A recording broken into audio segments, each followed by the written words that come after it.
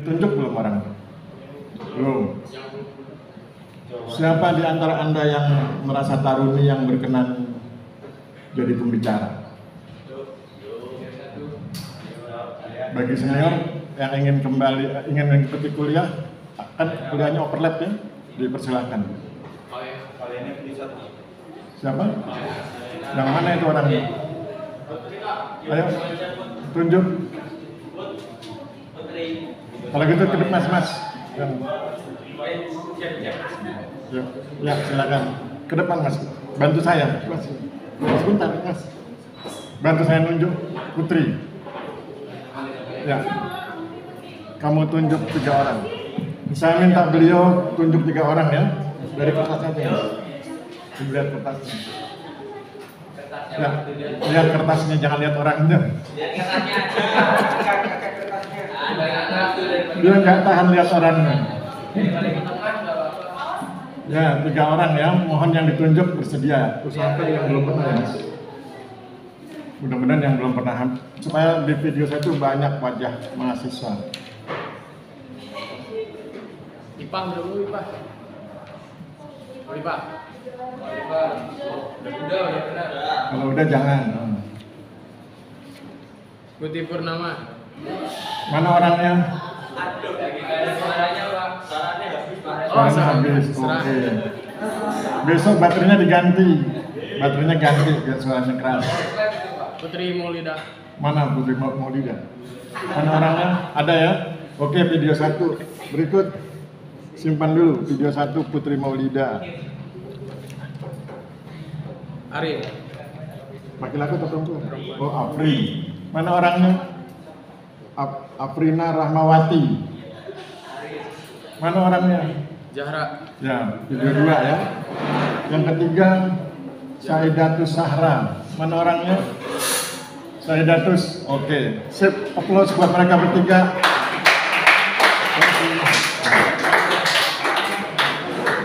Silakan kita dengarkan suara Putri Maulida Hasanah. Mana Putri? Ya.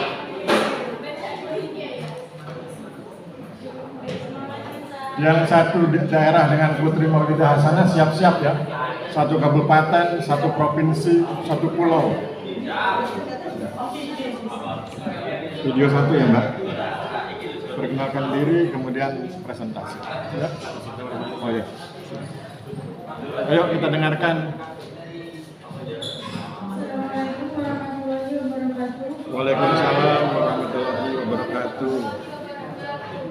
Sini saya akan menyampaikan poin yang relevan dengan politik strategi nasional di dalam video 1. 1. Meningkatkan pendapatan masyarakat. Ekoturisme dapat menjadi sumber pendapatan baru bagi masyarakat di lereng Merapi. Hal ini dapat dilakukan dengan mengembangkan berbagai produk dan jasa wisata yang berbasis alam dan budaya. Yang kedua, melestarikan lingkungan. Dapat menjadi alat untuk melestarikan lingkungan di lereng Merapi. Hal ini dapat dilakukan dengan menempatkan prinsip-prinsip konservasi dalam pengembangan wisata. Yang ketiga, meningkatkan kesadaran masyarakat. Ini dapat meningkatkan kesadaran masyarakat akan pentingnya menjaga lingkungan.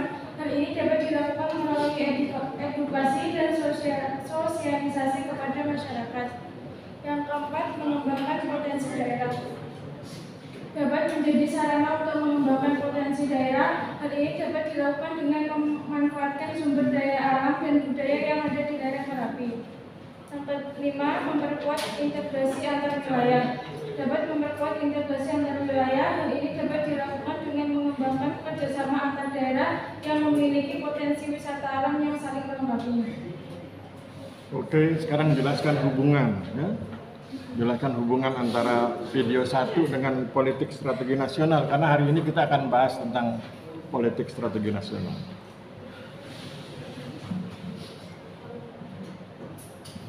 Dapat menjadi sumber pendapatan baru bagi masyarakat di lereng Merapi.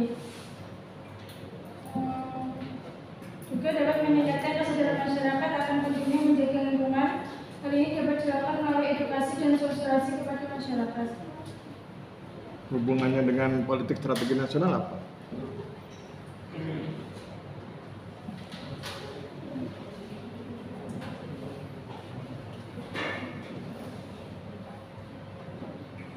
Dapat mengembangkan kerjasama antar daerah yang memiliki potensi wilayah alam yang saling melengkapi. Belum pinjam mikrofonnya. Oke ya, kalau Anda ditanya apa hubungannya video 1 dengan politik strategi nasional, maka pertama Anda harus lihat bagian mana dari penjelasan tentang politik strategi nasional yang relevan dengan video 1. Misalnya, kalau Anda mendengar kata politik strategi nasional, kan ada 3 kata ya. Politik strategi nasional. Nasional itu berarti Indonesia, wilayah kita Indonesia, NKRI. Sekarang kita lihat 2 kata berikutnya, politik dan strategi. Kita bahas kata politik. Politik dalam bahasa Indonesia, POLTIK, itu punya 2 makna. Makna pertama politik dalam bahasa Inggris, POLITICS, politics dalam bahasa Inggris. Itu artinya kekuasaan. Maka kalau Anda lihat debat capres tadi malam, itu bicara tentang bagaimana mereka saling memperebutkan kekuasaan dengan cara konstitusional. Berebut kekuasaan dengan cara konstitusional lewat pemilu. Itu politik dalam arti kekuasaan. Politik dalam bahasa Indonesia juga bisa diartikan sebagai policy dalam bahasa Inggris. Artinya kebijaksanaan atau kebijakan. Pengambilan keputusan atau keputusan. Maka kalau Anda mendengar kata politik strategi nasional berarti bicara tentang politik nasional dan strategi nasional. Politik nasional berarti bicara tentang bagaimana kekuasaan dan keputusan yang diambil oleh para penguasa itu dalam konteks kepentingan bangsa dan negara. Saya ulang kalimatnya, politik nasional berarti bicara tentang bagaimana para penguasa, pemegang kekuasaan mengambil keputusan, mengambil kebijakan dalam konteks kepentingan bangsa dan negara. Itu politik nasional, keputusan dan bicara tentang kekuasaan. Kemudian yang berikut strategi nasional itu rencana jangka panjang, agar suatu saat kita menjadi negara yang adil dan makmur. Kemudian lihat di video 1. Video 1 kan tentang 5 poin lereng Merapi ya, betul kan? 5 poin lereng Merapi. Ya. 5 poin lereng Merapi itu kan juga bicara tentang bagaimana kebijakan diambil oleh pemegang kekuasaan dalam rangka kepentingan nasional, kepentingan bangsa yang nanti diturunkan. Kalau bicara kepentingan bangsa berarti harus relevan dengan kepentingan provinsi, kabupaten, sampai ke level desa. Maka kemudian adalah kepentingan bangsa juga untuk menjaga agar wilayah di sekitar lereng Merapi itu tetap kondusif, bisa memakmurkan rakyatnya. Maka kemudian ketika diputuskan di lereng Merapi dilaksanakan land consolidation, ketika diputuskan di lereng Merapi dilaksanakan konsolidasi tanah, itu adalah keputusan politik. Maka kemudian Anda jangan heran kemudian dikeluarkan biaya yang besar untuk menjamin agar masyarakatnya aman, tidak terkena korupsi Merapi. Dibuat huntap, hunian tetap. Mereka tidak boleh menetap di kawasan rawan bencana. Mereka harus menetap di kawasan yang aman dari bencana. Mereka boleh mengelola atau menggarap tanahnya, tapi dengan mekanisme evakuasi yang cepat. Makanya dibuat land consolidation.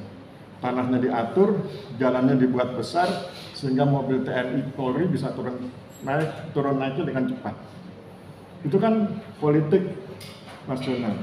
Dibilang strategi itu strategi jangka panjang, rancangan jangka panjang, rencana jangka panjang agar peluang-peluang, kemungkinan erupsi Merapi itu tidak lagi mengganggu kehidupan masyarakat, agar masyarakat bisa terus bekerja, berkarya, kemudian bisa meningkatkan taraf hidupnya. Jadi itu hubungan antara politik strategi nasional dengan lereng Merapi. Dalam hal ini dengan land consolidation dan ekotourism di lereng Merapi. Gitu ya? Oke, tadi Mbak sudah perkenalkan diri, ya? Belum? Oh ya, perkenalkan diri. Karena nanti sasarannya pembahasnya itu harus satu wilayah ya. Suatu kabupaten, atau satu provinsi, atau satu pulau. Atau nanti setelah STPN.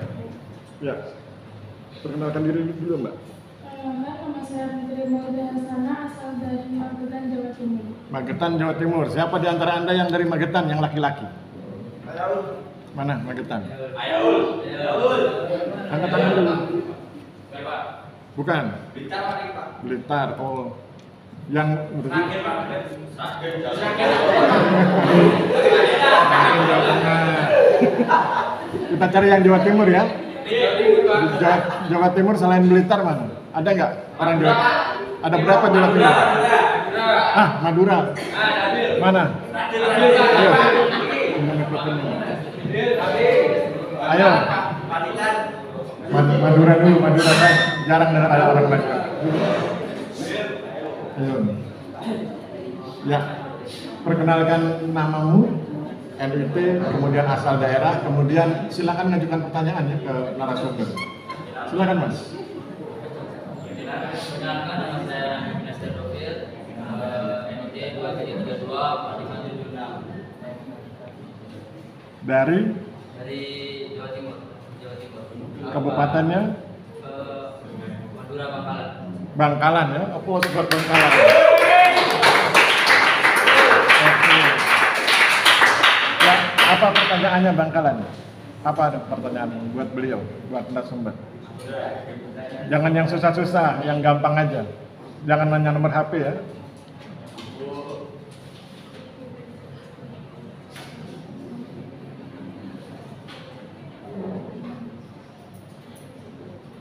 Di video pertama itu kan lereng Merapi pasca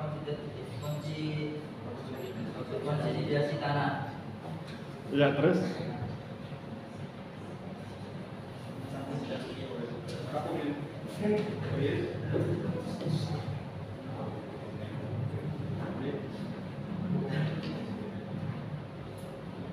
Ayo cepat, jangan susah-susah. Program Kementerian Agraria dan Tata Ruang Badan Pertanahan itu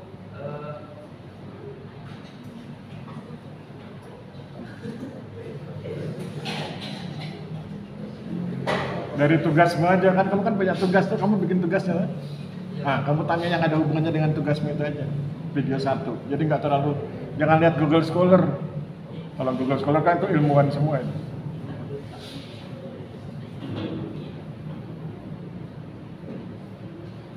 Ayo cepat, biar kita cepat pulang.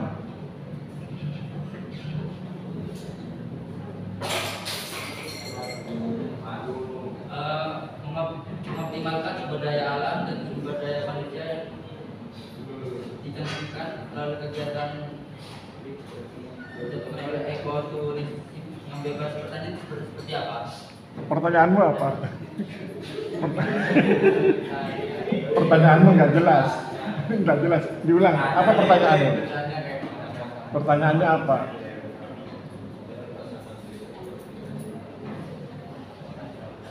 Rupanya susah bikin pertanyaan ya.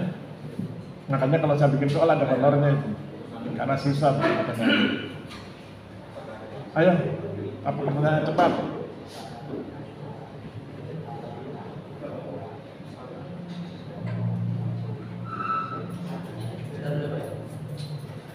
Nggak usah nyari di jurnal, terlalu berat.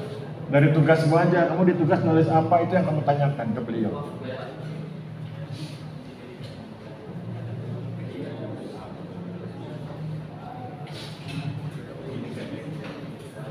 Apakah ada dampak dari lereng Merapi konsolidasi tanah? Diulang. Apakah ada dampak dari lereng Merapi konsolidasi tanah? Apakah ada dampak dari lereng Merapi konsolidasi? Ini tidak jelas. Pertanyaanmu nggak jelas. Apakah ada dampak lereng Merapi konsolidasi tanah? Dampak apa?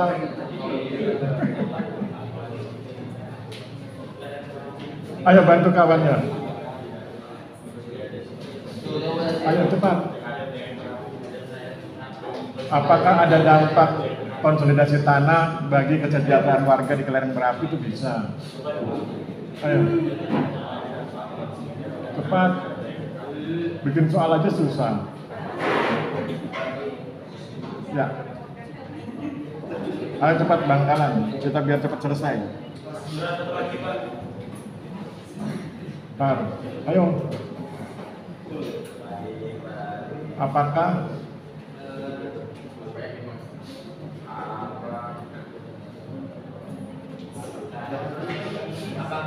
ada dampak konsolidasi tanah terhadap lereng Merapi? Apakah untuk lengkap? Apa? Pertanyaannya itu lucu.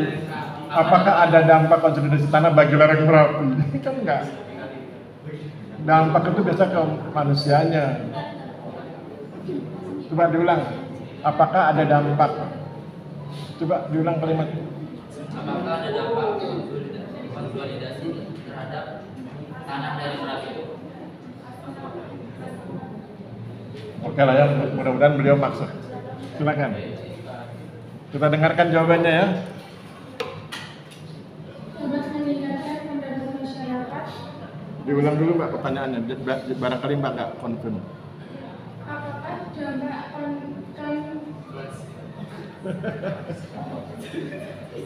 Ayo, cepat.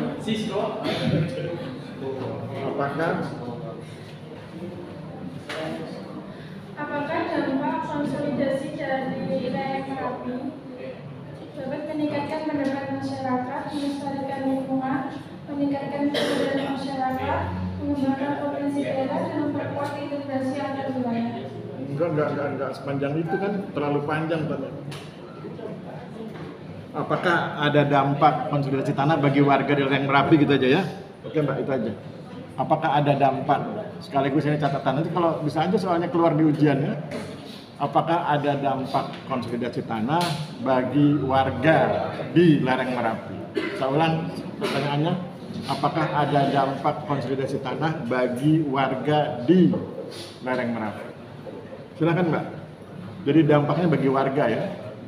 Dapat meningkatkan pendapatan masyarakat, Terus melestarikan lingkungan, meningkatkan kesadaran masyarakat, mengembangkan potensi daerah, dan memperkuat integrasi antar wilayah. ya itu jawabannya ya. Jadi kalau pertanyaannya seperti yang saya sampaikan barusan, jawabannya itu. Paham Bangkalan? Paham nggak? Paham. Bisa diulang nggak? Pasti nggak bisa ya. Oke, aplaus buat narasumber satu. Terima kasih.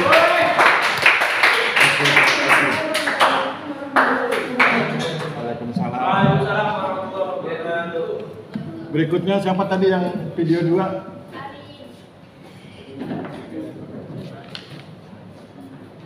Afrina ya.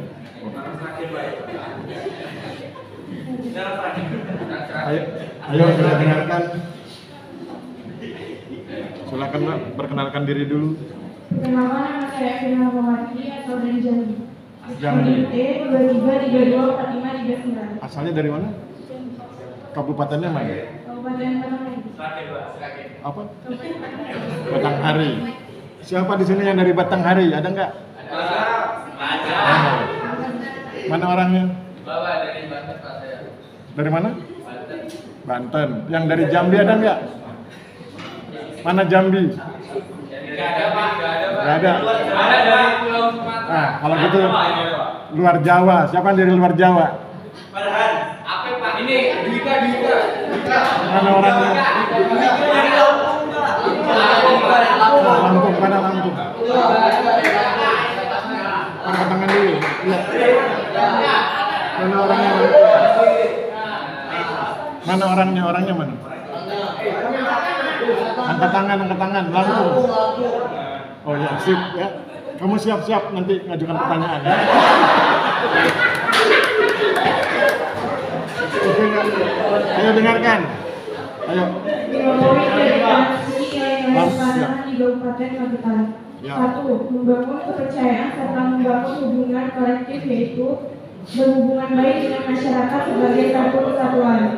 2. Kemampuan petugas pertanahan untuk memberi informasi dan kemampuan masyarakat untuk menerima informasi tersebut. 3. Masyarakat mengamati tindakan petugas kantor pertanahan ketika melakukan hal-hal terkait dengan pertanahan. 4. Peran dan fungsi kantor pertanahan sebagai pihak yang menjelaskan nilai-nilai pertanahan dari masyarakat sebagai penerimanya. 5. Mewujudkan transmisi nilai-nilai pertanahan. Oke, apa hubungannya dengan politik strategi nasional, Mbak? Apa hubungannya video 2 dengan Mbak? Jelaskan.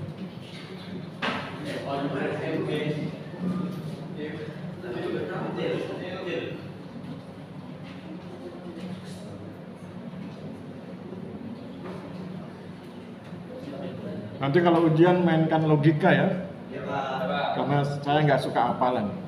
Ada dua yang saya nggak suka menghafal dan nggak suka menghitung.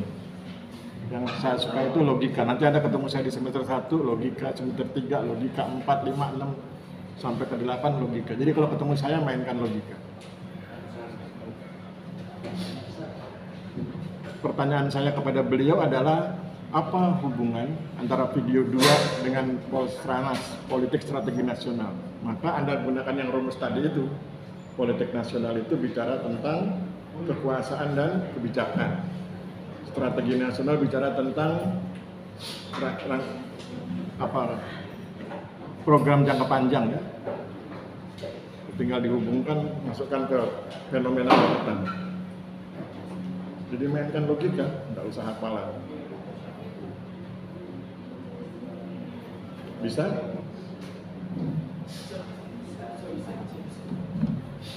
Fenomena Magetan itu fenomena transmisi, no? Transmisi nilai pertanahan. Apa yang ditransmisikan? Value, nilai, baik, benar, indah.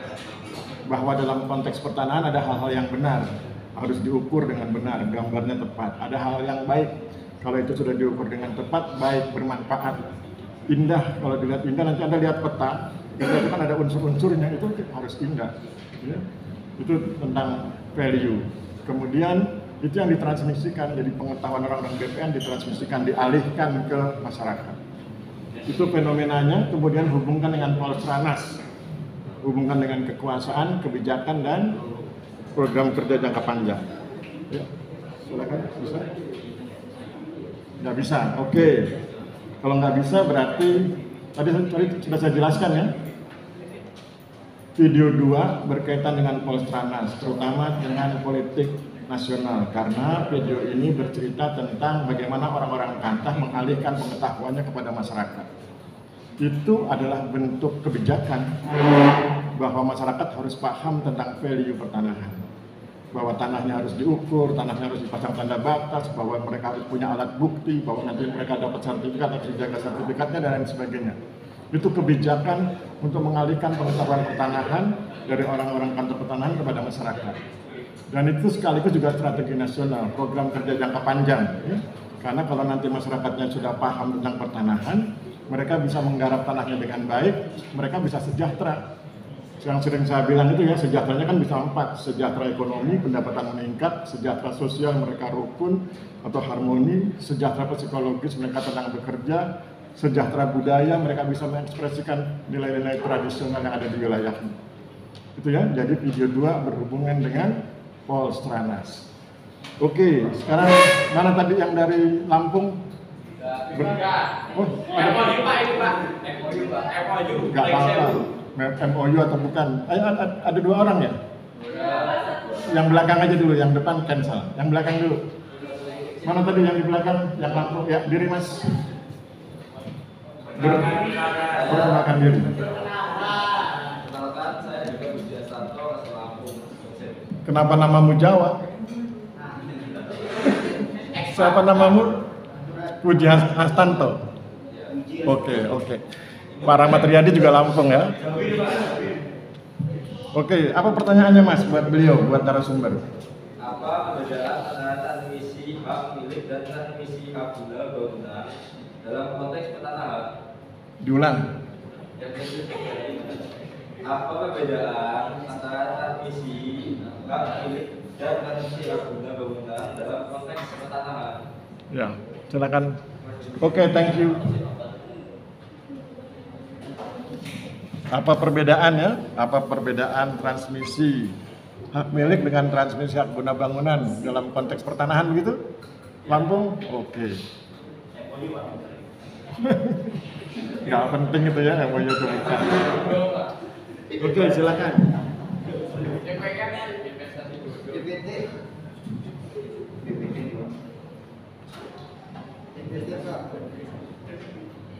Kalau MOU itu SPP-nya sama kan dengan yang tidak MOU? Ayo cepat. Oke.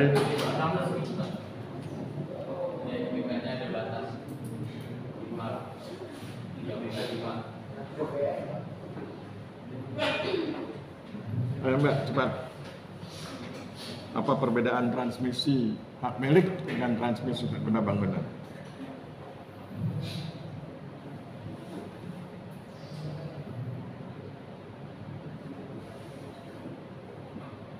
Ayo, bisa? Nggak ada di gadgetmu itu, mainkan aja logikanya.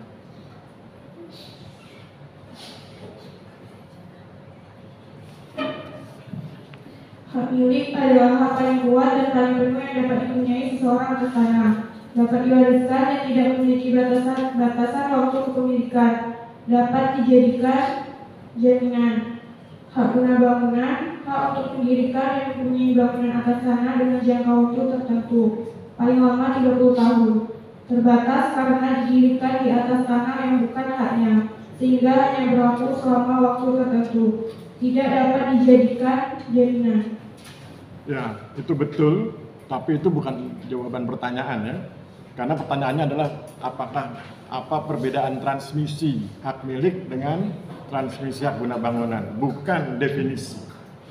Yang disampaikan narasumber barusan adalah definisi. Tapi saya pikir beliau belum berkenan menjawab. Yang saya aja yang jawab ya. Jadi kalau Anda tanya apakah ada perbedaan atau apa perbedaan antara transmisi hak milik atas tanah dengan hak guna bangunan, maka tidak ada perbedaan.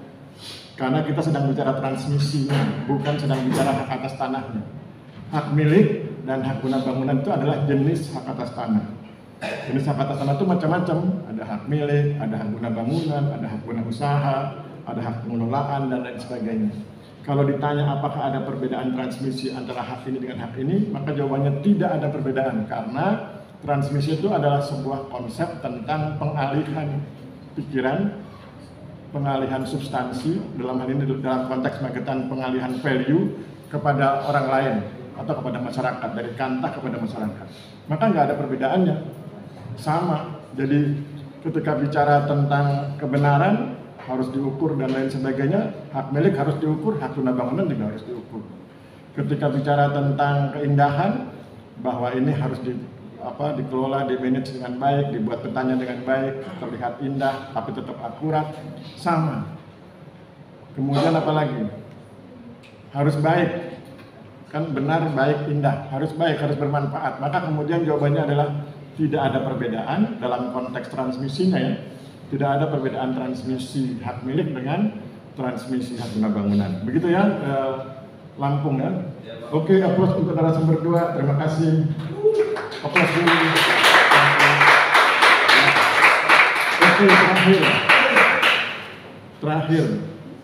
Video 3, Saidatus Zahra. Yang satu daerah siap-siap ya.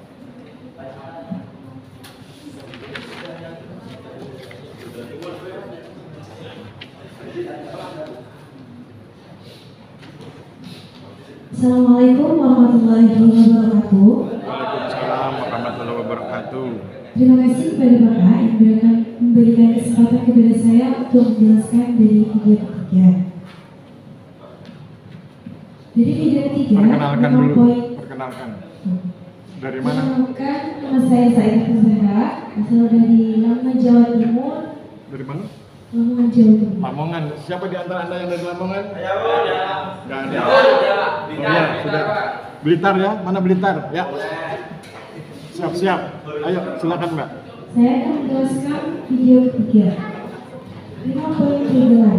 1. Menjalankan sisi memberdayakan dan sisi mendominasi agar visi misi berjalan dengan baik, dengan keadilan, kesejahteraan, dan harmoni yang terwujud.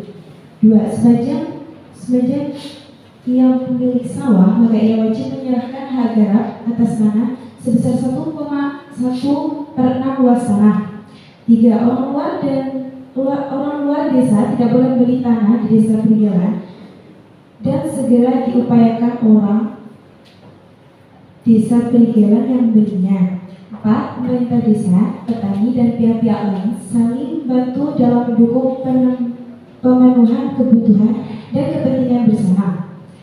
Yang terakhir, para petani desa peninggalan sadar bahwa mereka harus memiliki akses atas tanahnya dan harus mampu meningkatkan meningkatkan produktivitasnya. Oke, apa hubungan video 3 dengan Polstranas, politik strategi nasional? Ingat rumusnya, mainkan logika.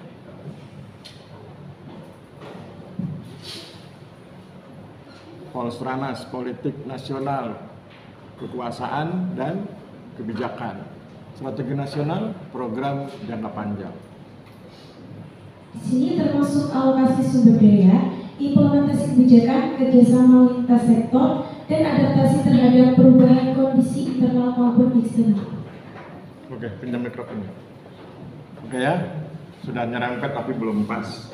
Mari kita lihat, kalau Anda perhatikan video 3 itu bicara tentang desa perigelan. Di desa perigelan itu ada yang penting, yaitu relasi kuasa, power relation. Relasi kuasa itu ada dua sisinya, seperti sayap burung ya, kiri kanan. Ada power over dan ada power to. Power over itu dimainkan oleh sang pemimpin ketika berhadapan dengan orang yang menghambat jalannya kebijakan. Perhatikan kata kebijakan berarti cocok dengan Polstranas. Maka kalau ada yang menentang kebijakan dia lakukan power over. Apa itu? Mendominasi. Bagaimana caranya mendominasi? Dengan menunjukkan bahwa pengetahuan dia lebih tinggi daripada yang menentang. Kemudian dijelaskan tentang substansi kebijakannya. Selesai, itu berarti terhadap orang yang menentang kebijakannya. Bagaimana kepada orang yang mendukung kebijakannya tapi belum mampu melaksanakan? Bagi mereka yang mendukung kebijakan tapi belum mampu melaksanakan, maka kemudian dilakukan power to. Apa itu? Pemberdayaan masyarakat. Dilatih, dididik, diajari sehingga dia tidak tahu jadi tahu dan seterusnya. Maka kemudian itulah teknik yang dimainkan oleh sang pemimpin, leader, kepala desa, dalam rangka menjamin agar kebijakannya bisa terlaksana dengan baik. Itu kebijakan di level desa, itu identik dengan Polstranas. Ada kebijakan, ada kekuasaan, ada strategi jangka panjang. Oke ya, itu hubungan antara video 3 dengan Polstranas. Jadi nanti kalau Anda ditanya di ujian, jelaskan hubungan video 3 atau jelaskan hubungan antara fenomena relasi kuasa di desa perigelan dengan Polstranas, itu jawabannya. Ya. Oke, sekarang kita dengarkan pandangan dari Blitar. Mana Blitar? Silakan ajukan pertanyaan. Ya. Ya. Ya, applause buat Blitar. Silakan. Jelaskan penyebab perbedaan reform lokal di desa perigelan dengan desa Ngadagan maupun desa Karanganyar. Wah, oke. Silakan Mbak, nggak tanggung jawab saya. Terlalu banyak. Itu membandingkan 3 video ya. Oke. Ya, silakan. Apa perbedaan land reform lokal di Ngandagan, Perigelan, dan Karanganyar? Kalau nanti nggak mau mengaskan, dikirim lewat WA ya jawabannya.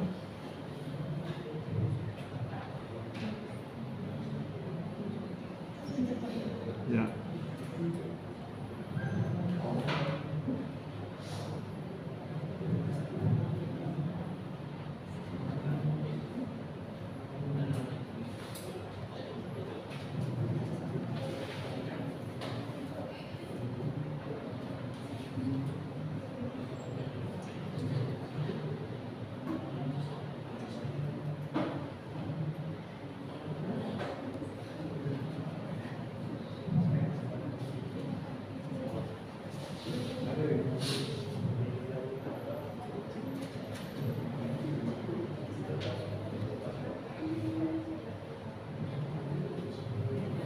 Pada teknis pembagiannya di desa, dalam pergelangan kuliahan menyerahkan hak garap sebesar 1/6 kali luas tanahnya.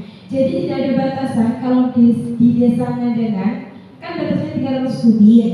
Kalau di desa Karanganyar batasnya 250 kubik.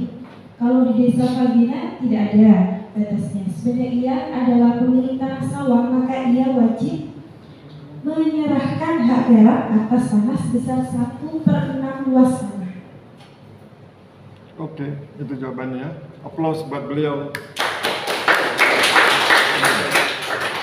Nah, jadi sebetulnya banyak perbedaannya, tapi tadi beliau fokusnya ke luas ya. Batas yang terkena ketentuan. Perigelan sekian, Ngandagan sekian, Karanganyar sekian. Nanti juga luas tanah penerima hak garapnya kan juga beda-beda ya. Di Ngandagan menerima hak garap 45 ubin, di Karanganyar 90 ubin, di Prigelan 60 ubin. Oke, dari segi leadership yang di Ngandegan itu tegas, keras. Yang di Karanganyar persuasif, cenderung lembut. Yang di Prigelan moderat. Ya, itu dari segi leadership. Oke, saya pikir cukup ya. Aplaus buat narasumber 3. Terima kasih. Ya, thank you. Oke, sekarang saya presentasi. Silahkan Anda buka WA grupnya ya. Buka WA grup, lihat PowerPoint-nya. Kita akan bahas tentang Polstranas ya. Politik dan strategi nasional. Lihat di slide kedua. Slide kedua itu tentang pengertian. Istilah politik berasal dari bahasa Yunani yaitu polisteia. Polis berarti kesatuan masyarakat yang mengurus diri sendiri atau berdiri sendiri. Sedangkan taya berarti urusan. Kemudian tadi seperti yang saya bilang ya, politik memiliki dua makna, yaitu dalam arti kepentingan umum disebut politik dan dalam arti kebijakan disebut polisi. Yang poin 1, dalam arti kepentingan umum disebut politik itu juga bisa bernuansa kekuasaan. Jadi tadi saya sudah bilang bahwa kalau Anda lihat debat capres tadi malam itu politik, POLITCS. Politik diterjemahkan sebagai politik, kekuasaan ya, karena mereka sedang berusaha untuk mendapatkan kekuasaan dengan cara yang sesuai dengan konstitusi. Kemudian ada kebijakan, politik juga diartikan sebagai kebijakan. Kemudian kalau strategi itu sebetulnya pada awalnya dimaknai sebagai the art of general. Jadi seninya seorang jenderal, seninya seorang pemimpin, itu namanya strategi. Yang kemudian nanti dipahami sebagai program jangka panjang. Kalau dalam konteks Indonesia dimaknai sebagai program jangka panjang. Kemudian kita lihat yang lain tentang tujuannya.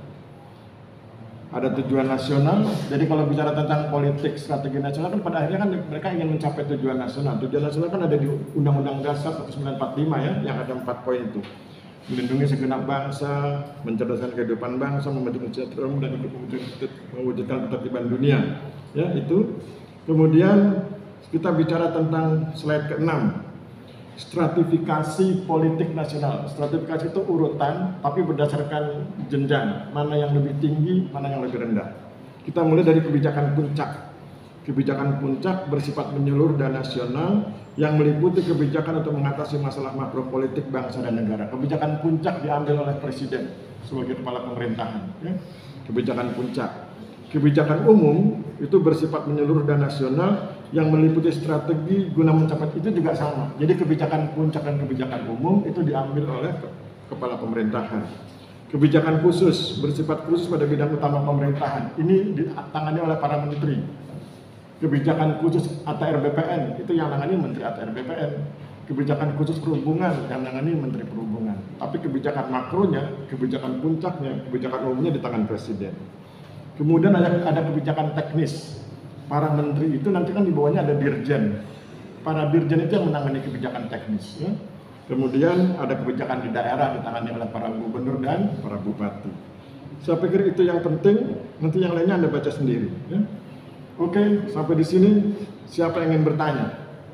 Nanti yang lain Anda baca sendiri ya. Ada contoh itu bagaimana membedah buku tentang Magetan itu dengan menggunakan Polstranas. Ya. Ada di PowerPoint-nya. Oke, ada? Kalau nggak ada, saya ingin cerita. Oh ya, silakan. Ya, perkenalkan saya sebagai asal Pesta Jawa Timur, Pak. Oke. Saya bertanya terkait transmisi nilai pertanian di Kabupaten Magetan, Pak. Di deskripsi bukunya Pak Aris ini dijelaskan bahwa transmisi nilai pertanian dari petugas kantor pertanian kepada para petani berpeluang mengalihkan nilai-nilai yang berguna dalam pemberdayaan petani. Pertanyaan saya, keterkaitan antara transmisi nilai pertanian dari para petugas kantor pertanian kepada keterkaitan antara itu dengan peluang dapat berguna mengalihkan nilai yang berguna dalam pemberdayaan petani apa ya? Ya, oke, saya paham. Apa kaitannya mengalihkan value dari kantor pertanian kepada petani? Jangan-jangan nggak nyambung dengan profesinya sebagai petani, kan kira-kira gitu ya. Maka saya ingin jelaskan bahwa ketika orang BPN bertemu dengan petani, tentu yang dibicarakan bukan pertaniannya, tapi pertanahannya. Anda jangan lupa, pertanian itu kan profesinya, tapi kan basisnya bekerja di atas tanah. Jadi kalau ada orang BPN bertemu petani, yang dibahas pertanahannya bukan pertaniannya. Soal pertanian nanti tentu ditangani oleh Kementerian Teknis, Kementerian Pertanian. Nah, apa yang dibicarakan antara orang kantah, antara petani dengan petani, yang dibicarakan tentang pertanahannya. Bagaimana pemilikannya, bagaimana penguasaannya, bagaimana penggunaannya, bagaimana pemanfaatannya. Kita ambil contoh petani yang ada di Desa Perigelan misalnya. Di Desa Perigelan itu kan pemilikannya diatur tersendiri. Misalnya di Desa Perigelan, orang nggak boleh kemudian jual tanah, soal pemilikan ya, tidak boleh jual tanah kepada orang di luar desa, itu pemilikan. Soal penguasaan tanah, kalau dia nggak punya tanah, maka dibantu oleh yang punya tanah luas. Kalau soal penggunaan tanah di Desa Perigelan itu diutamakan untuk sawah. Kemudian kalau soal pemanfaatan tanahnya untuk dua yang diprioritaskan ya, padi dan kedelai. Itu konteksnya Perigelan. Bagaimana dengan konteks Magetan? Mirip dengan itu. Kalau bicara tentang pertanahan di Kabupaten Magetan juga begitu. Bagaimana penguasaan dan pemilikannya? Apakah kemudian pemilikan dan penguasaannya itu bisa menjamin mereka untuk menggarap tanahnya dengan baik, membangun kesejahteraan psikologis ketika mereka bisa menggarap tanahnya dengan tenang. Bagaimana caranya mereka bisa menggarap tanah dengan tenang? Bahwa tanah yang dikuasainya itu sudah memiliki kekuatan hukum. Misalnya disertifikatkan. Jadi pembuatan sertifikat itu adalah ikhtiar agar tanah mempunyai kekuatan hukum sehingga tidak mudah kemudian diserobot oleh orang lain. Kalau misalnya ada orang menggugat lewat pengadilan, begitu masuk pengadilan, maka kemudian semua bukti, semua peta yang ada di BPN itu nanti kemudian diperlihatkan di pengadilan sehingga kemudian orang yang menyerobot gagal menyerobot tanah tersebut. Itu penguasaan dan pemilikan. Bagaimana dengan penggunaan dan pemanfaatan? Penggunaan tanahnya itu harus best use, harus penggunaan tanah yang memberi hasil tertinggi, memberi nilai ekonomi tinggi. Itu sarannya orang BPN. Walaupun nanti teknisnya dimainkan oleh teman-teman dari kantor pertanahan. Itu Mas. Jadi kalau orang BPN, orang kantor pertanahan bertemu dengan petani, yang dibicarakan bukan pertaniannya, tapi yang dibicarakan adalah pertanahan. Karena pertanian itu kan berbasis tanah. Oke, gitu ya. Ada lagi yang lain? Ya. Di pertanyaan Pak, Ya. terkait dengan pengambilan kebijakan puncak dan pengambilan kebijakan umum. Itu kan sama-sama pengambilan kebijakannya kan sama-sama dipimpin oleh Presiden dan juga bersifat menyeluruh dan nasional. Itu perbedaan. Contohnya bagaimana? Ya, mana yang puncak, mana yang umum ya. Kalau yang puncak itu lebih bersifat makro. Bersifat makro itu artinya dia tidak terlalu detail tentang pembidangannya. Tapi kalau yang kebijakan umum disebutkan pembidangannya tapi tidak bersifat teknis. Misalnya kebijakan pemerintah Republik Indonesia tentang pertanian, seperti kalau Anda dengar debat Capres itu. Debat Capres kan mereka menyampaikan visi dan misi. Mereka jelaskan nanti pertaniannya begini, perdagangannya begini, semua sektor ya. Ketika dia menyebut kebijakan semua sektor, itu berarti kebijakan umum. Karena nanti kebijakan puncaknya bukan begitu. Kebijakan puncaknya misalnya mewujudkan masyarakat yang adil dan makmur dengan cara satu, menjaga stabilitas nasional. Gitu. Oke gitu ya. Oke, ada lagi yang lain? Nggak ada. Kalau nggak ada, saya ingin cerita tentang persiapan UAS. Ya. Kisi-kisinya dulu ya. Untuk kisi-kisinya soalnya cuma 4. Ya, cuma 4 tuh, nggak banyak. Nasihat pertama, ini nasihat yang selalu saya ulang-ulang. Nasihat pertama, jangan mencontek. Karena kalau Anda mencontek, saya wajib ngasih nilai E karena ada berita acaranya dari petugas. Jadi jangan mencontek. Masuk ke ruang ujian PD, karena Anda kan sudah ketemu saya berkali-kali ya. PD. Kemudian nasihat berikutnya adalah mainkan logika. Karena saya itu penggemar logika. Mainkan logika, karena nanti pertanyaan itu logika. Terus Anda kan tanya, kalau nanti yang diujikan logika, kalau gitu kami belajarnya gimana Pak Aris? Nah, cara belajarnya jangan dihafal ya, dibaca saja. Anda baca yang ada di PowerPoint, jadi mulai PowerPoint 1 sampai PowerPoint 7. Ada 7 kan? Nah, baca. Kemudian baca juga yang bentuknya narasi yang ada di WA Group itu, yang saya tulis.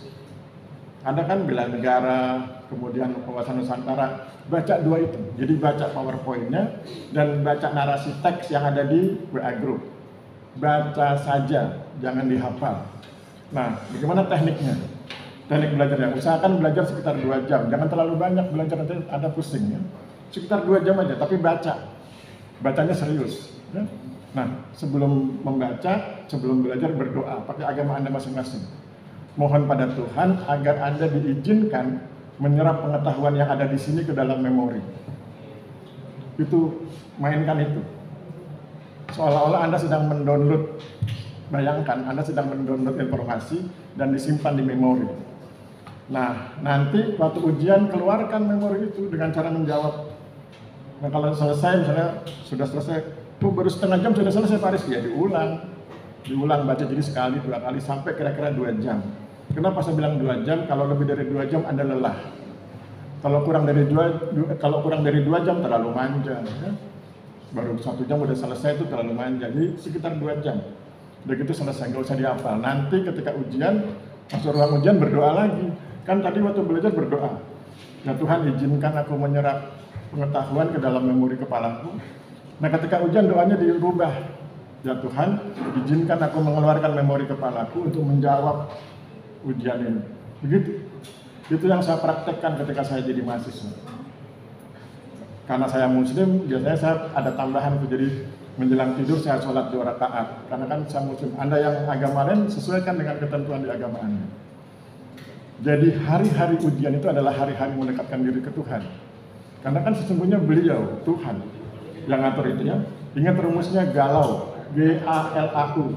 God always listening, always understanding. Gitu ya. Saya pikir cukup, nggak ada pertanyaan. Kita akhiri, jadi baca PowerPoint-nya dan baca deskripsi yang ada di narasi WA Group. Sesudah itu kemudian serahkan pada Tuhan. Yang penting jangan nyontek, oke? Dan ingat rumusnya, saya selalu bilang sapu bersih semua mata kuliah. Saya kan alumni ya, bagi saya nggak ada mata kuliah yang susah di STPN itu. Sapu bersih, usahakan minimal B agar Anda bisa IPK 3. Lebih, oke, lebih bagus. Kalau kurang, jangan. Saya pikir demikian, kita akhiri. Wabillahi taufiq wal hidayah. Wassalamualaikum warahmatullahi wabarakatuh. Salam sejahtera buat kita semua. Selamat siang dan terima kasih. Oke, terima kasih.